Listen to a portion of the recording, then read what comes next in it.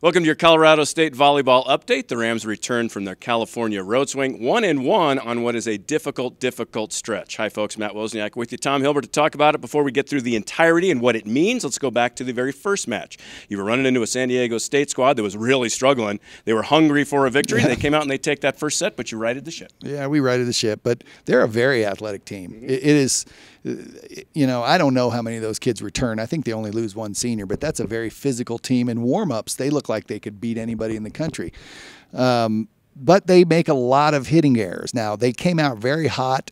We spent the entire weekend having trouble with serving and passing both. And when you do that, you're giving away points, and too many of those points were given away in the first set, and we lost. And then we really didn't right that part of the ship that much for the next three sets, but it was enough to win. Yeah.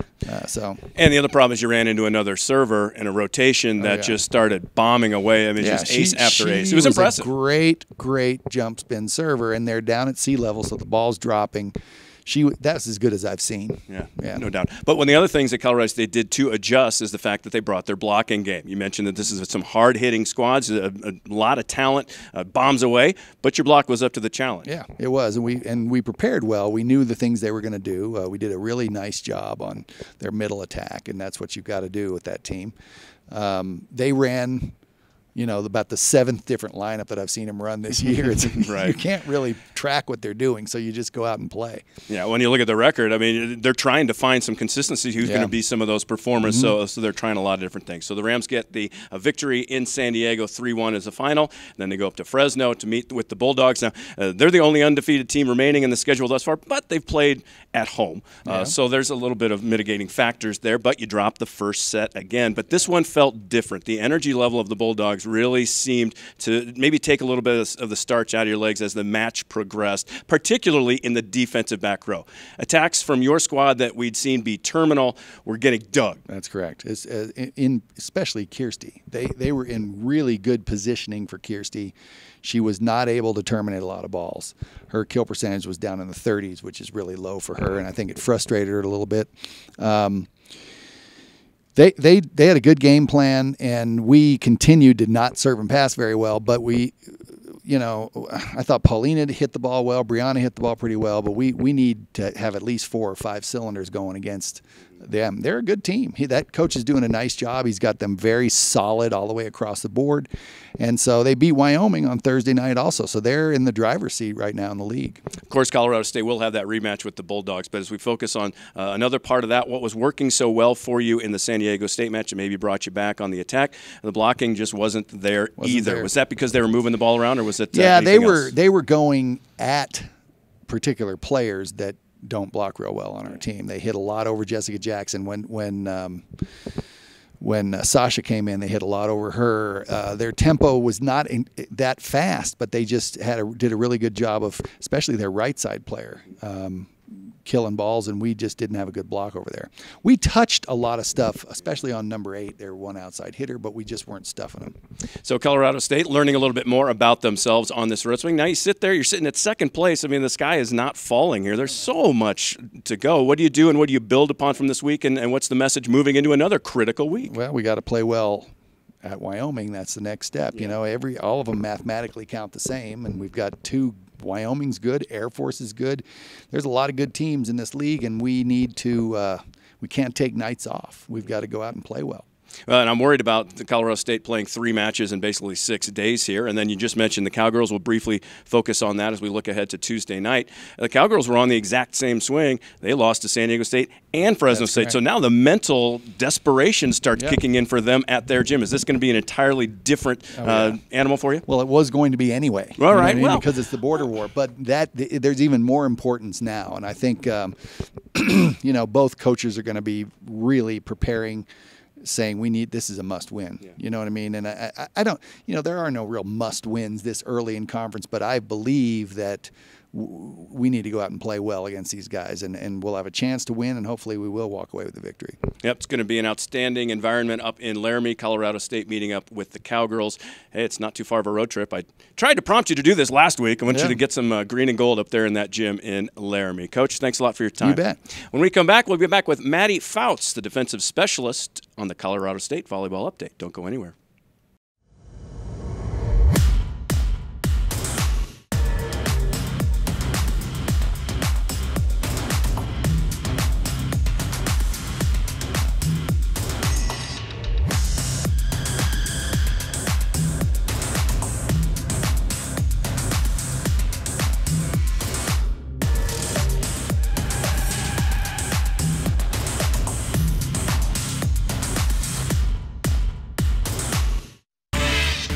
It's times like these when you've got to stay centered.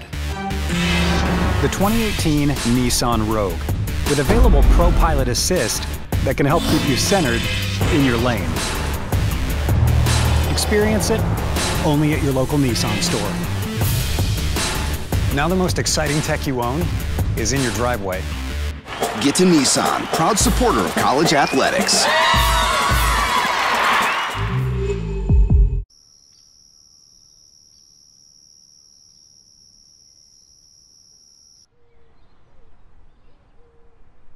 You know what they don't say? If only I had done more banking. We know that life is about living. So go live, and we'll take care of the rest.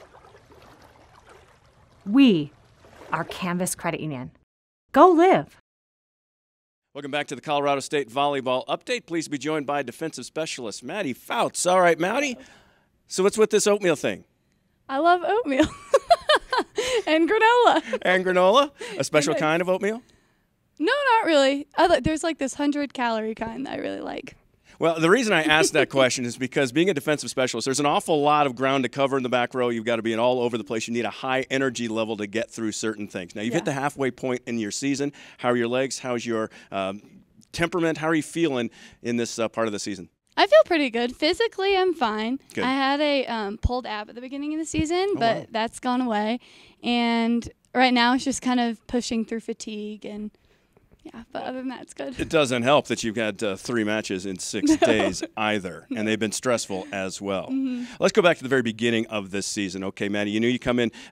A lot of players returning, a lot with roles that were basically going to stay the same. Your position has stayed the same. You've been in that defensive specialist role, but what has changed is how well you've been able to be lethal at the service tape. Is that something you worked on over the summer, or is that just something that's coming up now? That's something that our team has really prioritized this year. We want to try and get our serves above 37 miles an hour, and we want it to be very, very specific where we place it on the court. And so that's something we've all been working really hard on. What is the high for your serve? Have you been able to get it over 30 and be in? No, I'm not talking about banging it off the wall. My best one I've gotten is a 45. 45, still in. Okay. Well, you can't do that all the time. That's this is the one thing that I think irritates a lot of people on the outside looking in, and maybe it irritates you as a player. I'll ask you to directly. No one is trying not to get a serve in. No one is trying to make an error. You're trying to do your absolute very best with the window of opportunity that you have. So the frustration level for you, it's a little bit mitigated, or are you still on that thing like, man, I should have had that one. What is going on here? How do you fix it? It can be very frustrating, but right now what we're working on is not over-correcting our serves. Okay. So when we're in a drill or when we're in a game and we miss one low or we miss one high, we don't want to make our next serve based off of our last miss. And so if it's too high, you don't want to make the next one really low. You just want to try and find that medium where you know, like your muscle memory, where you know it's going to go in and you want to stay aggressive. It's constant repetition, constant tweaking, constant working on things. And that's really hard to do because if one sails out, you want to adjust it, but that's not what you should do. You should just try and find the muscle memory. That's good coaching right there. We should have you in the first segment. Get Tom out of here. You can actually give us some insight. That's into all some his things words. there. That's all his words. Well, here we go. We look at I mentioned the changes in back row. Obviously, you've been playing defensive specialist with your previous libero back there. Now you've got a brand new one. How has that changed how you've been able to cover the court and what you need to do in the back row? I wouldn't say that it's changed anything. Okay. We try and be very consistent no matter what we do. I've said once before, like, no matter if we're playing 6 rotations, 3 rotations, or 0 rotations, you want to be really consistent for your team and for yourself and just do everything that you can to help out. Well, and one thing that has not necessarily been consistent has been the Colorado State season thus far. It has been a roller coaster. It has been up and down. How has that stressed you guys out, or have you just kind of rolled with it? You know, it's stressful in a way, but right now we're trying not to overthink everything. We're just trying to get down to chapter 1 of volleyball and get back to finding that passion for it and finding that drive to improve every single day. And so it's coming. It's coming slowly but surely. Well, let's talk about your game specifically and stick with that as we wrap this one up. But what is your drive? What do you love most about playing it? Because, look, no offense. I mean, you're 5'5". You're not up there, you know, stuffing any 6'2" players on the outside. So you have to find different ways to love it. But the love is still there. What do you love most about it? Of course.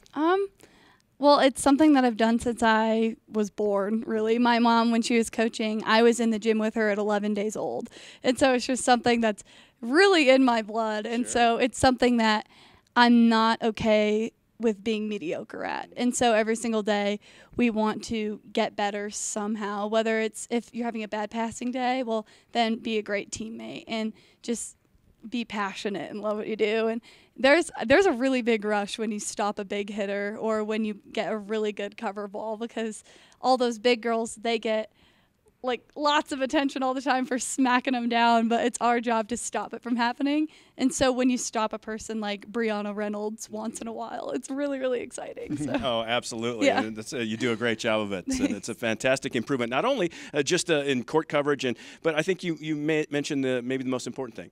You're learning to become a better teammate. You're making friends. You're making lifetime team members, and that's always part of the journey. It's not just win-losses and whether the serve is in or out, is it? No, not at all. I mean, if you asked me about a specific game last year, I guarantee you I wouldn't remember it, but like all these girls, we are all so close, and I've made some of my best friends, and so it's really, really special. And the competition continues and the growth continues for the Colorado State volleyball squad as they head off to take on Wyoming on Tuesday and then return back here on Friday to host the Falcons of Air Force. Get your tickets at csurams.com. Come in, fill up Moby on Friday.